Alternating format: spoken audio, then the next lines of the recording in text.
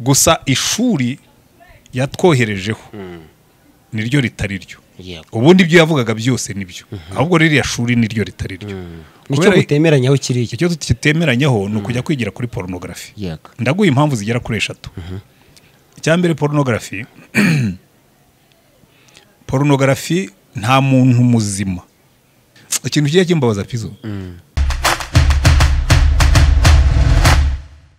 Kasi epizo niko nitwa reka nizere ko umeze neza cyane ku kigano bya Max TV, reka nizere ko uri amahoro, nimutameze neza reka nkwifurize kwihangana no gukomera. Birashoboka yuko ubuzima buri kukubabaza mu buryo bumwe cyangwa ubundi, yaba ari physical pain cyangwa se muri wowe wumva utameze neza, utishimye, hari bitagenda neza, reka ngukomeze nkwihanganishe, ukomeze kwizera no gushyiramo imbaraga ngo urebe ko wakongera kugira umunezero no gukemura icyo kibazo nyine uri guhangana nacyo. Abantu bari no mu Rwanda n'abari hanze y'imbizi z'u Rwanda, mwese mbaye ikaze mu biganiro byacu ndetse n'inkuru tubagezaho umunsi ku munsi, by'umwihariko ikiganiro tugiye kugirana n'umubyeyi umushumba.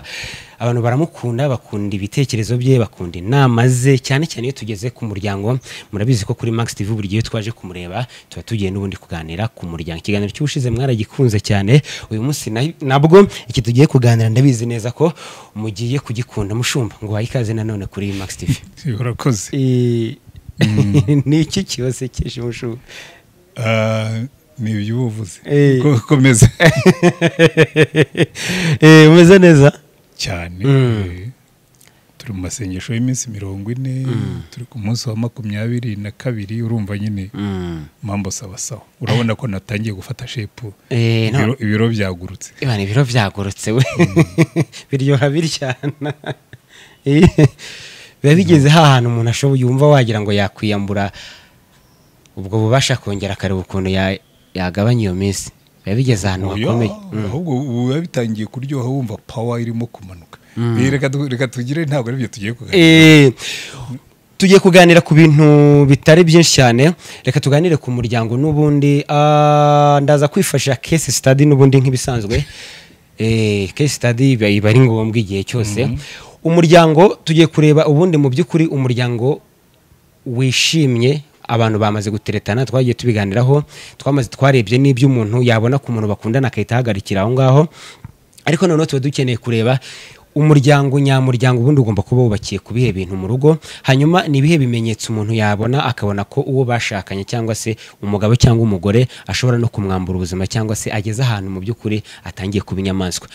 Mu kwijya mbere yuko tureba kuri ibyo ngibyo, reka tubanze turebe hafanga bimwe mu bitangazamakuru bitandukanye byaba ibyandika ndetse no kuri social medias.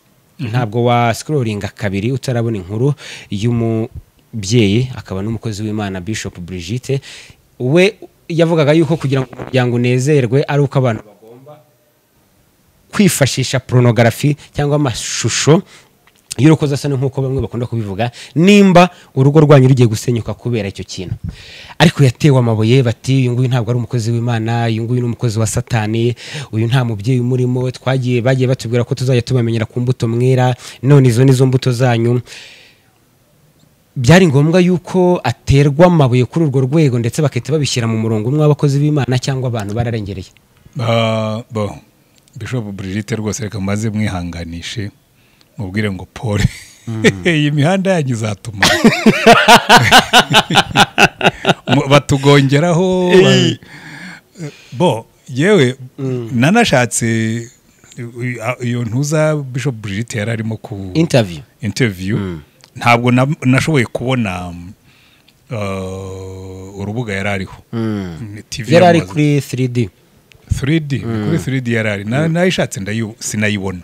Ubwo ndaza kongera nsubira inyuma, ariko nkurikije ibyo bavuze ngenda byibuka byose ibyo yavuze. Ubundi nibwira yuko ibyo yavuze bifite ukuri, gusa we yaravuze ngo abantu bagomba kwiga uburyo mbese imibonano mpuzabitsina ikorwa neza ikanezeza umugabo n'umugore. Reka mbishyire mu magambo yanjye. Gusa ishuri yatwoherejeho niryo ritari ryo. Ubundi ibyo yavugaga byose nibyo, ahubwo ririya shuri niryo ritari ryo. Nicyo mutemeranyaho kiri iki? Icyo tutemeranyaho ni ukujya kwigira kuri pornography. Ndaguha impamvu zigera kuri 3. Icyambere pornography nta muntu muzima wajya imbere ya kamera ngo akore imibonano mpuzabitsina ari muzima mu mutwe, umuntu muzima, kandi ndibwira ko abo yabwiraga ni abantu bazima. yego ubundi buriya porunogarafi iyo bagiye kuyikora ikorwa n'abantu navuga ngo batakigira umuco cyangwa se banyoye urumogi kugira ngo babanze basinzirize wa mutima namutekereza. iyo ni impamvu ya mbere, kuko ntabwo uzafata umuntu w'umunywa urumogi ngo abe ari we wigiraho gukora ibintu. yego iryo ni ishuri ribi.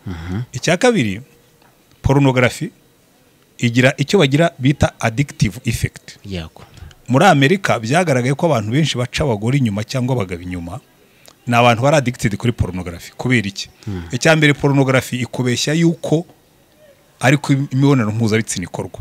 ndaguha n'urugero rutoya.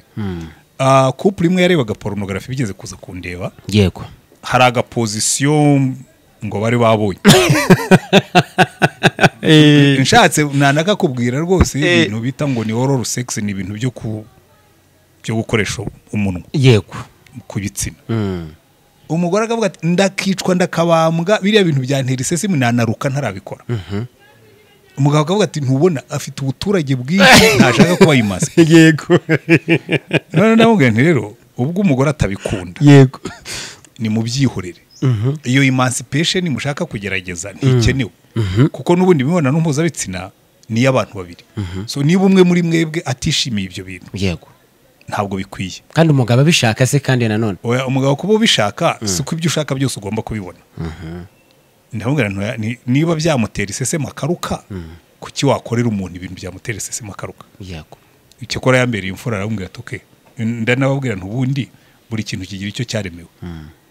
hari iby'umunwa waremewe, ubundi ku mubiri w'umuntu haba imyobo itandukanye, ngira ngo igera nko kuri 7. hari 2 tugira hano, hari 2 hano, hari uyu nguyu, hari n'undi. uzi buri mwobo ufite icyo waremewe. ni icyo ngicyo. ibyo rero reka ne kubitinda, nari ndimo kukubwira. buriya porunogarafi igira addictive effect. umuntu wayirebye ashaka gukomeza kuyireba.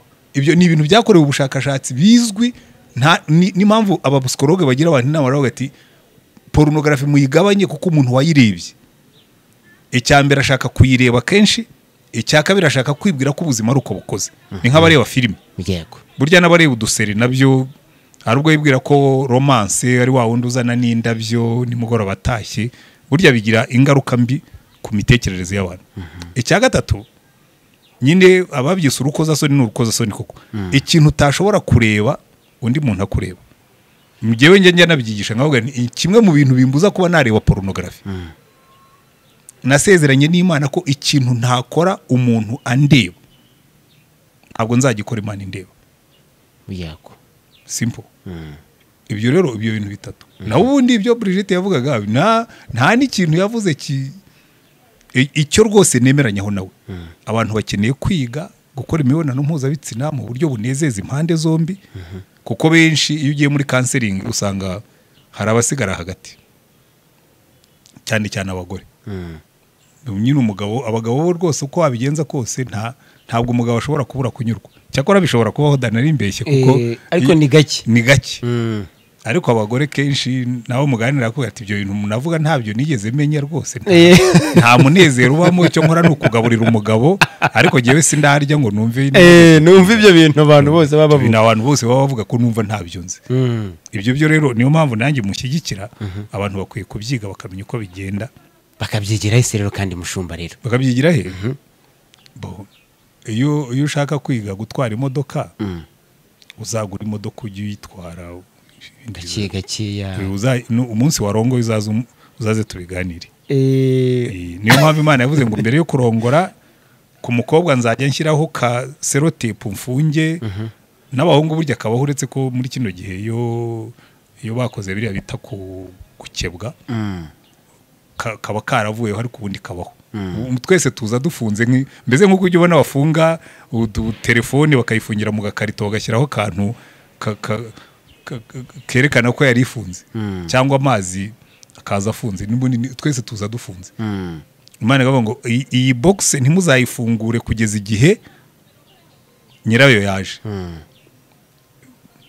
ariko ikibazo nuko benshi mufungura box mbere yuko nyirayaza reka twikomereze.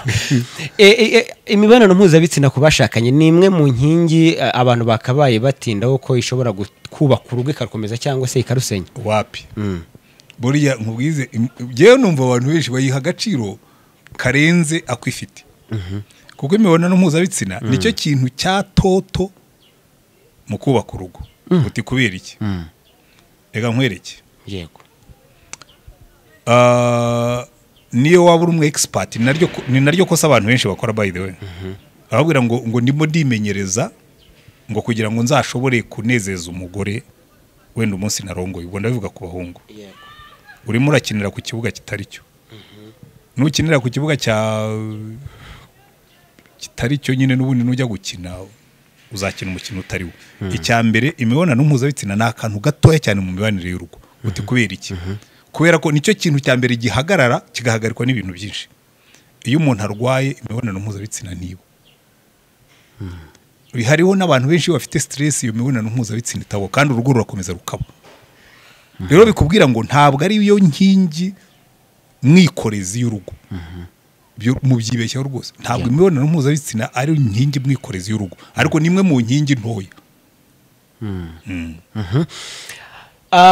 Byakabaye bita biba imbarutso cyangwa se byaza amarangamutima ya benshi bati nta abakozi b'Imana ntabo mu by'ukuri bati ntabwo ari imvugo yakabaye ivugwa n'umukozi w'Imana nubwo ibyo bintu byaba ari umuti ku miryango ariko iyi mvugo ntabwo yakavuye mu kanwa k'umukozi w'Imana. Nta muti porono nta muturimo ariko kwigisha abantu imibonano mpuzabitsina ariko ni nabyo Brigitte yavugaga uretse ko yatwohereje ku ishuri ritari ryo namaze kubisobanura naho ubundi ibyo yavugaga byo nanjye ndabishyigikiye. So rwose gusa icyo namuhavu na wenda rwose Imana imufashe mwamuteye amabuye atari ngombwa. Yego. Ariko nanjye navuga ngo nk'umupastori ntabwo nakohereza kureba porono kubera za mpamvu nakubwiye. Ariko kuba ibyo yavugaga ibyo yashakaga gushimangira byo nanjye nabishimangira ko abantu bakwiye kwiga gukora imibonano mpuzabitsina mu buryo bukwiriye. Mu buryo bukwiye aho kugira ngo abantu bapfe icyo ngiki. Buriya rega ntababipfa. Burya abantu barabyitwaza gusa. Umuntu akakubwira ngo sinanyuzwe ngo hanyuma ngo njya guca umugabo inyuma sinanyuzwe njya guca umugore inyuma biriya ntabwo ari byo. Biriya ni ikinyoma. Ni urwitwazo. Kubera icyo umuntu aca undi inyuma. Mamuca inyuma kuko ni umunyabyaha rwose nkubwire cyane cyane abagabo. None se ubundi umugore yakora iki? Yego. Cyane cyane ko niyo yamuciye inyuma nta kikubwira ko handi aho yagiye hatandukanye naho yavuye. None se uyu mugore we yasanze kereka niba ajya gushaka abakoze imyitozo n'ibiki byose aba bandi njye numva bamwe baririmba bakoze imyitozo nyine. Yego. Bakozwemo imirimo. Ariko ntabwo nabwira umuntu ngo jya gushakira hanze. Cyane cyane iyo utimenyereje gukinira ku kibuga cyawe ibyo bibuga bindi ujya gukiniraho ntabwo ari byo bizagutoza gukinira ku kibuga cyiwawe. Kubera ko hari izindi factor ziza mu mibonano mpuzabitsina uba zihita zipfa iyo wakoze ibyo ngibyo. Iya mbere muri zo cyane cyane ku bagore. Umugore wamuciye inyuma mukorana imibonano mpuzabitsina afite ubwoba yuko ushobora kubazanya indwara anafite n'umujinya yuko wamuciye inyuma.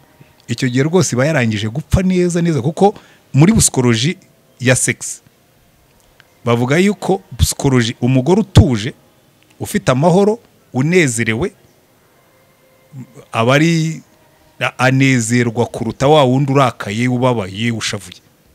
Urumva rero benshi babyica kare gusa akakwihanganira kuko niko biba bimeze n'abagabo kandi ni kimwe. Abagabo bo ni nabi bikurutaho. Yego.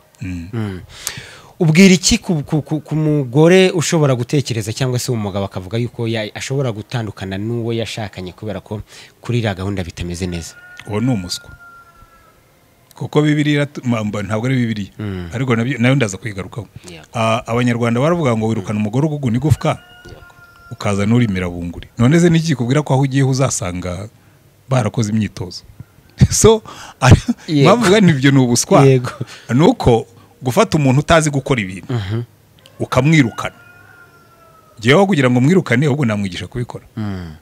Namubwira nawe ngo reka twige ibi bintu tubimetirize Yego. tubitunganye.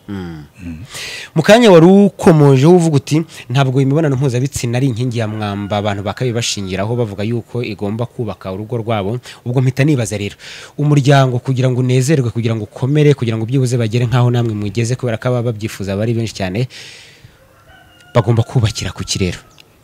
Bo reka buriya nkubwire, mu rugo Yego. hari ibintu bibiri by'ingenzi. Reka wenda mpere kuri principe yo kubaka kuko ni nabyo turimo kuganira. Yego. Ubundi umuntu wese ugiye kubaka inzu hari ibintu bitatu nibura yitaho. Yego. Icya mbere yitaho ni uko ufite igishushanyo cy'inzu ugiye kubaka. Siko bigenda? Ntawe ujya wubaka inzu atakoze plan. Yego. Icya kabiri ugomba kwitaho ni ugushaka materiyeri zikwiriye, right material, donc ibikoresho bikwiriye byiza byo kubaka iyo nzu. Yego. Icya gatatu ni ugushaka umwubatsi mwiza, sibyo? Rero ibi njya mbyigisha abantu kenshi, nkababwira ni abantu benshi bajya mu rugo badafite isura y'urugo bifuza kubaka uko iteye, ngo banarebe niba uwo bagiye kubakana ari umwubatsi uzamufasha kugera kuri urwo rugo. Turayabira, ukaza uri wrong material, ukarongora wrong material mu kubaka inzu, imvura ikagwa, umuvuga atemba imiyaga agahobya kwita kuri iyo nzu igahirima nkuko Yesu yavuze. So right material, kubanza ukaba right material, ukamenya ngo ariko jewe pizo, imitekerereze yanjye ni y'umugabo, imyumvire yanjye ni y'umugabo, imikorere yanjye ni y'umugabo ushobora kubaka urugo. Uno mukobwa nawe imitekerereze ye ni y'umugore, imyumvire ye ni y'umugore, imikorere ye ni y'umugore. Ndareba nkabona duhuje ku buryo tuzavamo abubatsi b'urugo rwiza. Nkaba umwubatsi akaba umuhereza, cyangwa se akaba umwubatsi nkaba umuhereza, ariko tukubaka urugo kuko twembi tubyumva kimwe. Abantu benshi bajya mu rugo batazi icyo bagiye kubaka. Ubundi nkubajije wowe, urugo rwiza rusa rute? Reka nk'uyu ibintu bimwe byagombye kuranga urugo rwiza. Yego. Icya mbere mpera ku Mana. Urugo rwiza rubamo Imana. Kubera iki nshyiramo Imana? Kuko Imana niyo yirukana ibyaha mu rugo, kandi ibyaha nibyo bisenya urugo. Uzarebe ingo zose ntabwo zisenywa Imana niyo yirukana ibyaha mu muntu. Yego. Rero muhora mbwira abantu nkabwira ni nyamara abantu mudafite Imana, chance zo kubaka urugo rwiza ni nkeya. Kuko Imana niyo yonyine yirukana ibyaha mu muntu. Jewe kera ntarakizwa, nari mfite imigambi myiza rwose ku buzima bwanjye, nkavuga nti rwose hari ibintu ndetse nkafata icyemezo nkavuga nti hari ibi n'ibi sinzongera kubikora. Nyuma y'igihe gito nkisanga nabisubiyemo.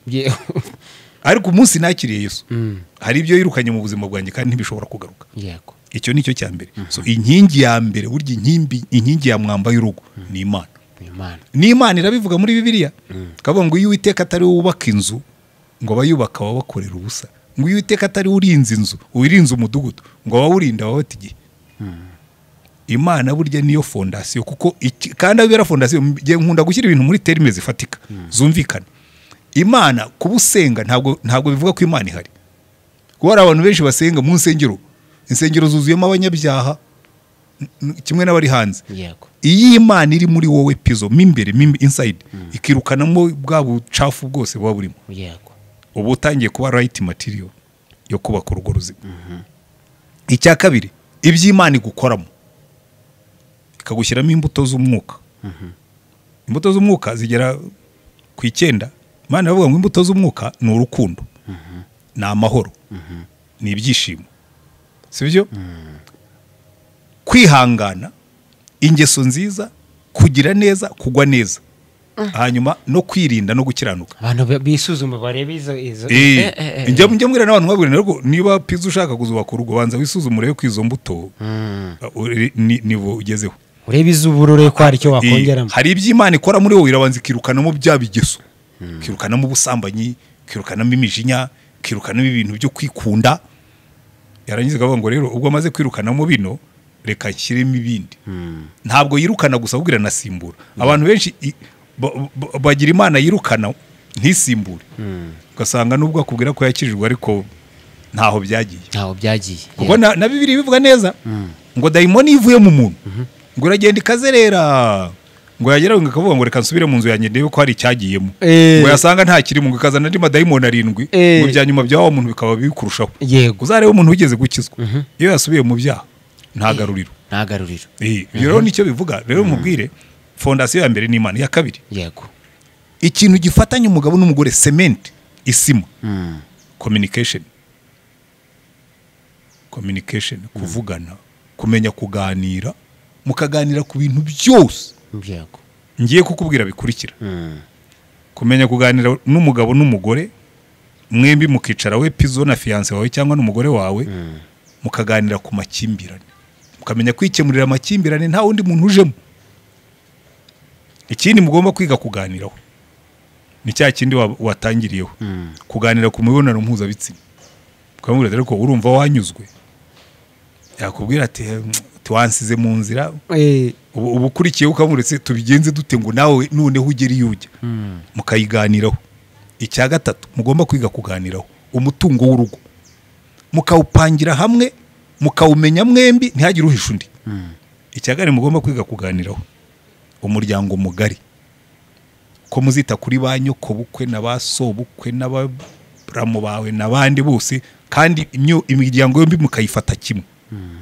Icya gatanu mugomba kuganiraho kumenya guhana urukundo kuko buriya abagabo twebwe n'abagore twibwira ngo wibwira ngo iyo wahashye ibintu byose bikabiraho. Yego umugore wanjye niyo ugimbwira akamubwira ati buriya yewe waha utampaye quality time yanjye ngo umwanya wanjye numve wanyitayeho. Yego ubwo wanyimye ibyo nkunda quality time. Yego buri muntu mukamenya wakundirwa he akunda ate. Hari umugabo witwa Chapman yanditse igitabo cyitwa 5 Languages of Love. Abantu njya mvuga ngo language yanjye ni nkawe biterwa n'igi. Hari umunsi mba nkeneye care, hari umunsi mba nkeneye amagambo meza, hari umunsi mba nkeneye unkoraho, hari umunsi ariko ukamenya ngo umuntu wanjye mufata ntimukundane. Yego n'ibindi mbere yuko ukomeza reka wihangane kugara inyuma kuri cya kindi cya kabiri wari uvuze cyo kuganira ku mibonano mpuzabitsina. Hari igihe umugabo avuga cyangwa umugore akavuga ati nimubwira ibi ngibi asa aribaza nabikuye hehe, cyangwa umugore akavuga ati nimubwira ko ngewe nyurwa bigenze gutya aribaza nabikuye hehe. Oya ibyo nibyo bikwereka ko mamuze communication. Iyo muhora muganira umuntu akakubera honete akakubwiza ukuri. Kawe atari ko buriya yewe wansize mu nzira mukabiseka. Hanyuma ubukurikiyeho ukavuga ati riko reka twige nawe by the way bigutera n'umwete wo gutangira kwishakamo ubushobozi n'ubushakashatsi ukagira aho ngaho nyine ibintu bikazageraho bigakunda. Rero nuko bimeze wari ukiri kutubwira fondasiyo sinzi nimba zari zirangiye. Ubyo nibyo muganiraho jewe umugore wanjye ntabyo tutaganira. So ngiye no kugwira ngo muganira ibi nibi muganira ibihari byose mukaganira ku bana mwabyaye mukaganira ku buryo mubarera mukaganira n'uburyo bashyingirwa n'uburyo mubafasha byose mukaganira. Hari imiryango igipfa imiryango yaho bakomoka cyane ugasanga niyo mpamvu nakubwiye ngo mu byo mugomba kuganiraho mwikubitiro umuryango mugari ugomba kubamo. Yego ugasanga umugore aravuga ati umugabo akunda biwabo gusa, umugore nawe ati umugore wanjye yikundira, umugabo nawe ati umugore wanjye yikundira biwabo gusa. Ibyo ni byinshi binabaho kenshi. Ugasanga umugabo aracyari big boy. Yego mama we niwe umubwira ibyo akora. Kwero se we wa mugabo Imana yaravuze ngo umugabo azasiga se na nyina ajye kubana n'umugore wa Karamata. Wowe uracyasubira iwanyu kwenda iki ngo no mugore wanjye ngo ntitwara nka mama. Ariko ntabwo mama wari we warongoye umugore uvuye mu rundi rugo utari na mushiki wawe. Yego mugomba kwicara mukubaka urwanyu urugo mukaruganiraho mukarwubaka. Wari wabona umufundi n'umuyede bubaka batavugana ishwe babaganira rwose ati nzanira sima nzanira ibuye hariya nzanira iki gicongira ibuye neza n'ibindi baraganira. Rero usanga ingo ikizica ntabwo abantu bize kubaka ingo. Yego urugo rero abantu barugezemo rero sinzi nimba noneho ibyo abantu bagomba gushingiraho bubaka urugo rwiza twari tubirangije kugira ngo tujye ku yindi. Nibyo rwose umva reka nkubwire yewe nanditse agatabo kitwa kubaka urugo rwiza. Yego aka niko dukoresha twigisha abageni. Niyo barangije kwiga amasomo arimo bakora cya kintu nakubwiye bakora igishushanyo mbonera cy'urugo. Ukavuga ngo urugo tugiye kubaka ruzaba ruteye rute mu guha Imana umwanya wa mbere mu rugo rwacu. Kuganira. Yego tuzabigenera igihe kingana iki tuzajya tubikora ryari. Gukemura amakimbirane tuzajya tuyikemurira dute cyangwa se niba byatunaniye ninde tuziyambaza ngo adufashe imibonano mpuzabitsina tuzayinoza dute umutungo w'urugo tuzawuganiraho dute no kwidagadura iyi nabyo mukabiteganya mukavuga ngo plan y'urugo tuzajya twidagadura kubyara n'abana muzabyara abangahe muzabarera muti mubateganyiriza iki kwita ku muryango mugari muzabitaho muti muzabagenera amafaranga ngahe muri budget yanyu kwita ku batishoboye buriya hari abantu batanga bagatagaguza nabyo mukabiplaninga no gusohoza neza akazi uko nzajya mfasha umugore wanjye gukora akazi ke nuko azajya ntera umwete nanjye gukora kanjye akazi gasanzwe ko inshingano responsibility cyane burya Bibiliya iravuga ngo ababiri barutumwe donc mugomba kujya inama ukajya umutera umwete mu kazi wabona arimo gukererwa ukamubwira utari kuraza gukererwa akazi yaba anafite n'ibintu byamustresheje aho kugira ngo nawe umwongereho stress ukamujya inyuma ukamuzanira icyayi waba uzi no kubikora yego ukamwunganira ukamubwira utari reka ngufashe ibintu ugenze kubikora reka ngugira inama yego ariko wihuta ujye mu kazi njya nicarana n'umugore wanjye afite ibintu akora kuko urumva wakora mu muryango wa gikristo mbizi kumurusha nk'ibintu bimwe nkabwira reka nkwereke uko babikora nkuhuhiremo nkushyiremo imiyaga ejo uzagenda ushayininga bavuge ngo uri very smart ukamusmartinga nyine ukamwongereramo imiyaga akamenya ko akazi akora nawe ugaha agaciro kuko karabatunze ntabwo igitunze urugo rwanjye ari akazi kanjye jyenyine nako umugore wanjye karimo so ngomba kumufasha yaba afite stress nkamwihanganira yaba ari butinde kuryama nkaba mbizi ko ari ku kazi ndetse nkanamwihanganira sinjye kuryama ngo sanjye nagornye nkicara aho ngaho akamenya ko afite support yanjye ibintu ko wow ni byiza cyane kabisa cyane ibyo bintu byose rero bimeze gutyo abantu barakundanye sheri shushu muri no minsi ngira ngo mumaze igihe mubyumva mubona amakesi atandukanye y'umugore wishe umugabo cyangwa umugabo wishe umugore ariko muri no minsi bwo abagabo bari kwica abagore cyane ariko n'abagore barabica ejo bundi nari ndimo gukanseringa umugore watemye umugabo n'abandi n'ahandi biraba abantu baratemana muri no minsi abantu bari gutemana byarakomeye rwose rero umuntu aba yibaza mbere na mbere ibyo bintu bivahe ku muntu wabyaranye n'undi babanye bakundana cyangwa se wenda batanakundana ariko bakabana nyuma y'imyaka 5-6 umuntu agafata igikoresho cyica akagikubita mugenzi we bivahe mu by'ukuri amadayimoni ariko yewe uramunanantangaza ubundi amadayimoni yateye abanyarwanda gutemana yigeze asohoka cyangwa aracyari hano aracyazerera mu kirere sinakubwiye ko Yesu yaravuze ngo dayimoni yavuye mu muntu ngo arazerera ngo arazerera nyine akagaruka kazaza kureba urugo rwe niba hari icyagiyemo abasanze nta kirimo akajyamo harimo amadayimoni harimo reka wenda mve mu bintu byo kubishyira mu kirere cyane hari abantu basanzwe ari abanyamujinya ariko muri kino gihe kubera ko hazamo n'ibintu by'amastress menshi ariko nayo madayimoni igiye nibwira ko arimo numvise n'uwa Bishop Brigitte avuga ati hari abantu bafitemo za karande sigomba kuba iwabo ari imvuza mihoro nanjye hari ubwo njya mbitekereza nk'abarese ubundi aya madayimoni yo gutemana yigeze ava mu Rwanda yavuyemo ryari yavanywemo nande yavanywemo niki nabyo ngira ngo biri mu byo dukwiye kwiga tukabishakira n'umuti w'ubwo tukavuguta twihuta yego ibimenyetso bigaragaza ko uwo mwashakanye atakiri wa wundi wagukundaga mbere cyangwa se wagukundaga mugeze mu rugo ibimenyetso yewe bitangira kwereka ati uyu muntu nyamara shaka natangira ngahunga cyangwa se nkamubaza nimba ashobora guhinduka oya ibyo byose umuntu burya umugore bajya kumutema nta bicika bitaraciye amarenga yego hari abagore benshi kandi natwe opastor tubigiramo uruhare umugore yarakubiswe ukamubwira ngo taha wihangane umugabo agahora abwira umugore ati nzakwica ukamubwira ati jya usenga Imana izakurinda harimo impamvu burya nta muntu ubyuka mu gitondo rimwe ngo abyuke yarubiye ngo ateme umuntu biba byarabanje kugenda byirundanya bikagera aho ngaho ni nk'umuntu ugiye urabona abantu bari muri taxi cyangwa no mu zindi modoka wenda kuruka aricara akabanza akumva birimo biratogota ababyumva yarangiza ukabona ati mukingure mugire ukabona yatangiye gufata ku muntu wagira gutya agatangira kugira gutya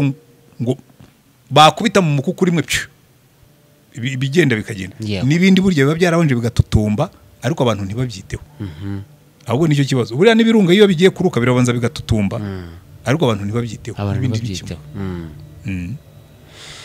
umuntu watemye undi ku bw'amahirwe ntamutwara ubuzima cyangwa se wamukubise ikintu ku bw'amahirwe ntamutwara ubuzima, abo bantu bashobora kugera imbere y'umushumba cyangwa umukansara akabaganiriza bakazongera bakagira urukundo nyarukundo? umva nta byaha tutababarira, ariko umuntu wagerageje kwica undi ngira ngo bizagorana kubunga. yafashe umuhoro akagutema nturangire, ubwo se sinzi ahantu azihanira n'ibitamba azatamba kugira ngo yongere akwemeze yuko ibyo bintu bitazongera. icyo rero ni ikibazo. Ntabwo imbabazi ntabwo zikora, ntabwo ashobora gusaba imbabazi. oya zirakora, ariko njye nabanza nkamushyira muri probation. ndavuga agenda umupasitori, yego, nabwira ntuyamuye mworoheje gusubirana hinduka kwe, kuko na Sawuli yajyaga yica abakristo. hanyuma aza guhura na Yesu, amutangira ubuhamya ati uriya ni igikoresho cyanjye n'igihe wamutoranije. yego, ariko abigishwa barabona batari kuri ya Sawuli ntabwo twe tumwizera, nabasubiye iwabo i Taruso. yego, ariko bari nabo wari warabigenzuye neza, aramubwira ati ngwino tujyane tujya aho bariya batari, abo watoteje tujya aho utatoteje. aragenda ajyayo, baza kuvuga ati ariko wa muntu koko yarahindutse, wagombye gushyiraho nibura igihe cyo wa wundi watemwe igihe cyo kubanza agakira ku mubiri no ku mutima, na wa wundi watemye ukabanza ukagenzura niko koko yarahindutse. kuko byo guhinduka ko nemera, ubundi ntemera ko abantu bahinduka, sinaba mwivuga butumwa. yego, ariko nta nubwo nemera ko umuntu ahinduka mu munsi umwe. bisaba follow up, ukareba kwihana kwe, ukareba ingeso ze nyuma yaho, ukareba na wa wundi wabikorewe, ukareba niba yiteguye kuba basubirana. utihutiye kubabwira ngo nimusubirane kandi batiteguye. reka dusoreze kuri iki. umuntu udukurikiye none aha birashoboka yuko muri we yumva yatangiye kudakunda uwo bashakanye, akumva nyine hari ukuntu nyine atangiye kutamukunda, kandi wenda bamaranye imyaka 5 babanye mukunda, bijya biho ugasanga 5 gusa. Ose niba mwanze muri 5 bambe kuba bakiri muri honeymoon, ibyo biba byapfuye mu iteruro. yego, hari igihe rero ujya uganira n'umuntu sinzi nimba ari ubwa mbere mu byumvise, ukumva umuntu arakubwira yuko uwo bashakanye nyine ntago akimukunze. akora iki umuntu ugeze kuri iyo step? kumwirukanamo amadayimoni no kumusengera. oya kumusengera ubwo ni uburyo bwo kuvuga. banza wicarane wumve igituma atakimwiyumvamo. yego, kuko hari igihe biba ari caprice z'umuntu, akaba yararongoye gusa atazi n'ibyo agiyemo, akaba azi yuko mbese urugo bahora muri rose n'indabyo zaje uyu munsi, ni ugusohoka, gukina ibyo yabonye muri filime. yagera agasanga urugo rurumye kuruta uko yabitekerezaga. yego, urugo rubamo ibibazo, urugo rurabamo imishinga, rubamo imyenda, rubamo umuntu waryamye afite stress, rubamo umuntu watashya arakaye n'ibindi byose. bibamo no kugeraho ukavumbura ko wundi mwashakanye yamareshya mugeni yashize, ahubwo mugeze igihe cyo gutangira noneho kubaka urugo rwubakiye ku kureba hamwe. yego, abantu mbona urubyiruko muri kino gihe ubuzima bwaraboroheye cyane. yego, ku buryo mwibwira ko n'urugo rugomba koroha, nkaza niba bitoroshye nkabivamo. mbona aricyo kibazo kirimo. naho ubundi ahubwo iyo mugeze aho ngaho imodoka yawe ni automatique. ibyo ngiye kukubwira ntushobora kubyumva, ariko manuel nayo ndayitwara. niba ujya utwara imodoka manuel ndayitwara, uzi ko hari igihe ushyira imodoka muri première vitesse ikananirwa, bya bindi bavuga ngo vitesse yananiwe, ugashyira mu ya kabiri, ugashyira muri kabiri rwose, ikaza kugera ikananirwa, ukayishyira mu ya gatatu, imodoka ikabiri iragenda yihuta, ugashyira mu ya kane, ariko waza kugera ahantu hari agasozi ukagarura muri rimwe. n'urugo niko rwubakwa, ugenda uhindura amavitesi bitewe n'aho ugeze. abantu bamwe rero bashyira mu ya 5, bashyira muri automatique, noneho yagera ahantu hari agasozi akumva biragira bityo, imodoka igatangira ngo pfu.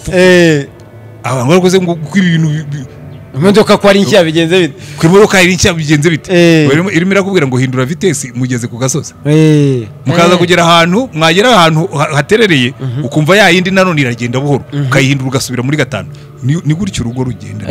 ntabwo ari ahantu umuntu agiye guturiza muri flat area ngo yumve ko ibintu.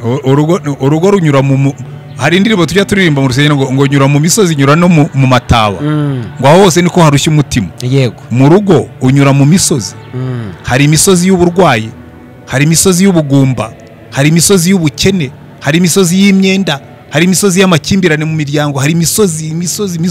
Iyo nta rugo na rumwe. Niyo mpamvu Yesu yavuze ngo abantu babiri barubatse, ngo umwe yubaka ku rutare undi yubaka ku mucanga. Common denominator bose barubatse. Common denominator icyita rusange, ngo imvura iragwa, imivu iratemba, imiyaga irahuha, byikubita kuri za nzu zombi. Imvura iragwa no kwa pastori igwayo, urugo rwose oya ntaho Satani atagenda.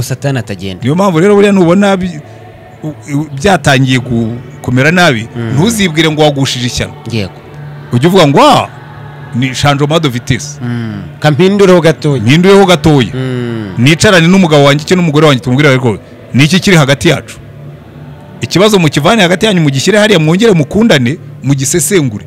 Ujye ngo wari kuzi ko hari inkuru twigeze kwiga y'inyamaswa y'amabara abiri, yanditswe n'uwitwa Urusohinga. Mu nyamaswa y'amabara abiri yaciye hagati y'abantu bari munsi y'umuhanda bahinga n'abari haruguru y'umuhanda bahinga. Ku ruhande rumwe yari umukara, ku rundi ari igitare. Imaze kumanuka abo hepfo bati mwabonye inyamaswa y'umukara, abandi reka mwebwe muri mu inyamaswa ni igitare. Bajya impaka, umusaza umwe aravuga ati ariko nimwihangane ho gatoya, n'ubundi iraza kuzamuka inyure hano. Izamuka urumva nyine yahinduye iruhande.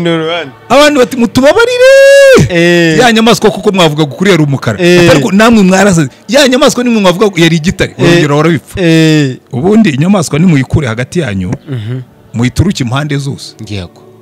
Byadego inyamaswa yaduciye hagati ni igitare, ni umukara, ni ibihogo, ni igaju, muyizenguruke. Kibazo mukige, mugihindukize, mugifatira imyanzuro. Murebe ukuntu rero bizatangira kuryoha, kuko umugabo n'umugore iyo bikemuriye ikibazo kimwe, bagakemura bibiri, bagakemura bitatu, bakabigira umuco. Niyo wazana iki, nk'ubu mbwiye ngo ntandukane n'umugore wanjye, navuga ati baba we, niyo wazana usa na marayika, urareba ukavuga uti uriya mugore ntabwo mukundira ko ari mwiza, mukundira n'ibyo twanyuranyemo, ibibazo twahanganye nabyo, imishinga twakoranye tukayigeraho, abana twabyaranye tukabarera, abatangiye kwirozanga tukabakosorana, nkamukunda. Nuko bikorwa. Burya rero ikintu kigiye kimbabaza Fizo, nuko abantu benshi musenya mutarubaka, musenya nta kibazo murakemura, kuko bababeshye yuko urugo nta bibazo bibamo. Naho burya iyo wakemuye ikibazo kimwe, akabazo karaza ukavuga ngo umva peti, wowe rwose uri toto, mu bibazo twakemuye wowe uri kadogo, nta nubwo ushobora kuntera ubwo. Uzi kubona imbeba, imbeba ifata mikrofone igacomeka kuri ho parireri, ukagira ngo ni intare irimo gutontoma, ariko iyo wigeze kubona intare nyantare, uravuga utumva wa mbeba we, wowe uri imbeba, urimo urabeshya, ntabwo uri intare. Ujye nahanganye n'intare nyantare. Buriya rero umugabo n'umugore bakemuye ibibazo biremereye, bakundana kurushaho kuko biba pressures. Abantu bakishimira ko banyurana mu bikomeye. Oya, ahubwo nicyo kimbabaza. Ubundi ikibazo iyo kije, ubu ugiye havutse ikibazo, nawe ni madame ngwino nkwereke imbeba irimo kuvuza vuvuze. Kuko ibyo twakemuye ni byinshi. Naho abantu benshi, mwebwe haza imbeba yatangira kuvuza vuvuzera mukiruka, tukiruka. Naho ubundi iyo wicaye burya ikibazo ukagikemura, hakaza ikindi ukagikemura, hakaza ikindi ukagikemura, mugera aho ngaho buri kibazo mukemuye kirabasuda, gikubitaho sudire kikabafatanya, mwakemura ikindi bikabafatanya, mukagera mukaba solid. Nese mushumba, hari ahantu wavuze uti ibibazo mu byikemure mwebwe ubwanyu. Yego, Fed party yo kubunga no gutuma mukemura ikibazo ntabwo irya niyo byanze. Ubundi reka nkwereke, ubu hari abantu baza bakakubwira ati turakora imyitozo ya ngorora mubiri, nta muntu uzayigukorera. Imyitozo ugomba kuyikorera we pizo, ugakora exercice, ukaterura ibiremereye wowe ubwawe, ariko iyo babiguteruriye nta miskre ugira. Buriya ari umugabo n'umugore iyo bikemurira ibibazo, miskre yabo y'urukundo irakura. Baterura ikindi miskre igakura, bikazageza ahantu akaje koze we turagupanshinga, ahubwo nutinda mu nzira turagutera amakofi. Nuko bikora. Yego mushumba, ndagushimiye rero kuri uno mwanya waduhaye no kuri uyu munsi. ikaze. Yego, ndamushimiye uyu mubyeyi ku mwanya yaduhaye ndetse n'ikiganiro, ni ukuri ndamushimiye cyane. Hanyuma bari mu minsi y'amasengesho y'iminsi 40, reka tubifurize amasengesho meza cyane. Wumva n'inyuma ko barimo ubu batangiye kuntegereza, n'inyuma baramutegereje kugira ngo ajye kubafasha kuramya no guhimbaza Imana. Ndamushimiye cyane rero. Of course, Kasi episode, that's my name, Kabu.